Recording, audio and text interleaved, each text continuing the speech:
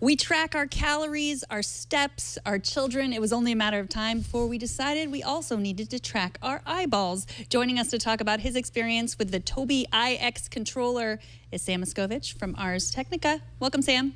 Hello, hello. Are you here to examine my eyes? Is that what's happening this week? Yes. Now, I pronounced it Tobii, but now I'm thinking maybe it's Tobii. Tobii EyeX. Is it Tobii or Tobii? I don't even say it out loud. It's about eyes, not about speech. If it's a speech recognition thing, then that'd be a different story. I call it Tobii. I don't care. Okay. Or maybe Tobii Eye, because it's two eyes. Tobii, Tell us about it. Well, it's an eye tracking device, even if the name is a little silly. The EyeX is based on an infrared technology that looks right at your pupils and sees exactly where they are aiming. You don't have to crane your neck in order for it to recognize. Why would you need something like that, you might ask? Well, what I found was this could have some really good use in gaming as a way to augment the way that you play. And there have been games that have supported this $140 device in the past, Assassin's Creed in particular. The latest one is Deus Ex Mankind Divided, which I got to review for Ars Technica about a week ago. And I got sent this add-on to see how it augments the gaming experience. The idea being, when you look around, the game recognizes that and can adjust the camera, or it can fade certain things on the screen in and out. So there could be menu elements that clutter up the screen. If I'm not looking directly at, for example, the weapon selector or the map, then that's dimmed out. It gives you a little bit more peripheral view. It actually let me sort of look up, down, left, and right just to adjust my view a little bit. And in another example, it let me look to where I wanted to sneak. Deus Ex is all about sneaking and stealthing through a futuristic cyberpunk world. So I like the idea of a world about augmenting yourself to be a better battler, having the augmentation of having your eyes be tracked. Now in the video, if you're watching the video version, you're seeing right now me looking at things on the screen without moving my neck, and the system's recognizing that. So in some cases that meant I would look at a little ball and it would explode, or I'd look at an alien and its eyes would meet mine, which was really weird. And in the game experience, it felt like a thing that was not necessary, but was absolutely cool. It worked. It felt like a thing that, I don't know that it'd be worth it for just one game, but for a lot of different first-person games, being able to sort of glance at things instead of having to manually use your mouse to directly look at a thing is really useful. Like a game where there's like a bazillion things in a cabinet, and you just want to grab one of those things. Usually you have to aim your mouse or your joystick exactly at that thing to look directly at it. With this little doohickey, with the Tobii, you just look at it. Whether it's on the left side of the screen, right side of the screen, wherever, you just look at it and the game recognizes that you're looking and says, oh, you want to read this magazine, you want to pick up these pills, you want to do this or that. In that respect, I think it's a cool little trick, and I really wonder what kind of accessibility functionality is going to come out of this for people who, for whatever reason, their hands aren't as good, aren't as quick, and they want to be able to interact with computer systems, whether because they want to move a mouse around with their eyes instead of their hands, or they want gaming to work a little better. These are early days yet for a device like this, especially one that is kind of invasive. It is looking at your eyes. These three little red dots are tracking where you are looking. So I can imagine people being a little freaked out in a world where we are being spied upon by pretty much all of our devices. But it's this sort of limited view kind of scanning of you. I don't believe it's really watching you and sending that much data back to the NSA. I could be wrong. But beyond that, it's an interesting limited use thing that in this specific use case of Deus Ex, it works. I like it. And I would like other first-person games and even other computer systems to be compatible with it. I noticed in the video that you posted that you spent part of the time actually moving the character with your eyes, and then part of the time moving, I think, with your mouse, and then, you know, glancing to, I guess, shift your perspective. I have to imagine, like, that some thinking has to be done around the game mechanics, in the sense that you don't always necessarily want a character to move towards where you're looking. Like, you might want to look disassociated from your movement, right? The movement doesn't happen without touching a button. That's the thing I think that really makes it work. Is that unless you click a button, your perspective may shift a little bit, but because it doesn't recognize blinking as a button, right. You still have to press down. So I think what really was interesting was that it augmented my normal mouse and keyboard of using both of my hands, and I could just kind of glance at stuff, and it was just another way to decide what I was going to click on. And so that to me made it really feel natural. It didn't wear my eyes out. I didn't feel like I was straining myself looking left or right. I didn't have to move my neck, so that was kind of cool.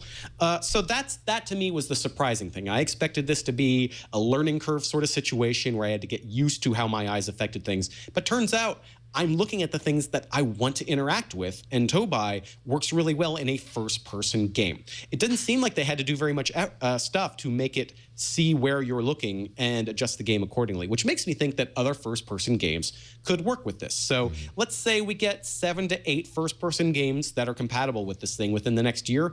I would consider that $140 decently spent for, the super geek who has that kind of money to throw around.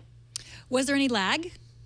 Tiny little bit of lag, and it turned out I could reduce that lag, and it felt a little uncomfortable. I actually liked the lag because then the game sort of, if I was glancing around really quickly, then the game would react that quickly. So it was nice for it to sort of say, okay, wait, he is definitely looking at this thing. Now I will adjust the vision slightly or select that item. I liked that tiny bit of delay, and it's nice that you can adjust it for your own comfort level. Yeah, the accessibility aspect is really, that seems like a great use of it. But other than that, it seems a little bit like a poor man's VR a little bit. Because, I mean, it's cheaper than VR, but not as cool. Well, VR is, there are people wanting to get eye tracking into virtual reality systems because of the way that the helmet is on your vision, and that when you look at things, it's not exactly like real life. The way that just glancing at a thing in the corner of my VR screen in my helmet is not the same as being in the real world glancing that way. One sort of use case that people are really interested in is eye tracking, so that when I look at something in the virtual world, it renders that part more sharply. The idea being that you could have more detail at the thing you're looking at, which would, because VR is very processor heavy. So if we could sort of limit it so it's only rendering part of your virtual reality screen because it notices what you're looking at, then you could potentially have crappier hardware run virtual reality really smoothly, which would make these sort of full systems that fit on your head more feasible. Because currently you have to have a thick wire connected to a very powerful computer. If we could essentially get a cell phone processor in the helmet and then use this sort of eye tracking thing to reduce what is rendered when, where, and how, we could have really feasible, full, no wire, all-in-one virtual reality stuff, which I think would make it a lot more accessible and a lot more likely for people to just use it. Yeah, for sure. Now, earlier in the show, we talk a lot about kind of some of the pre-IFA announcements that were happening. One thing that we didn't talk about was Acer's announcement of the Predator Z27 IT. It's a 27-inch gaming monitor and has the Tobii built into the set itself. Is this the kind of thing that you want to see more of, or do you think it's like overall, is it just like too fringe at this point?